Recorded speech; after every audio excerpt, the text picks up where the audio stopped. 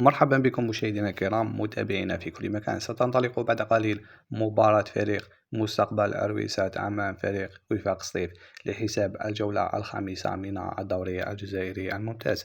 هذه المباراة ستكون مباراة قوية ما بين الفريقين، ومباراة رد الاعتبار. فريق وفاق سطيف وبعد الفوز بثنائية مقابل هدف واحد في آخر مبارياته أمام فريق شباب قسنطينة، يسعى إلى التأكيد في هذه المباراة أمام فريق مستقبل أرويسات الذي يعرف نتائج متذبذبة في بداية الدوري الجزائري الدرجة الأولى. فبعد تصدره الدوري في الجولات الأولى، تقاقر أداء فريق مستقبل أرويسات بقيادة مدربه عمراني في آخر المباريات بعد الخسارة أمام فريق شباب قسنطينة والتعادل أمام فريق ترجي مستغانم. إذا متابعينا الكرام، ستنطلق مباراة فريق وفاق سطيف أمام فريق مستقبل أرويسات على الساعة 8 إن شاء الله بتوقيت الجزائر على ملعب مستقبل أرويسات. هذه المباراة ستكون إن شاء الله من بين أقوى المباريات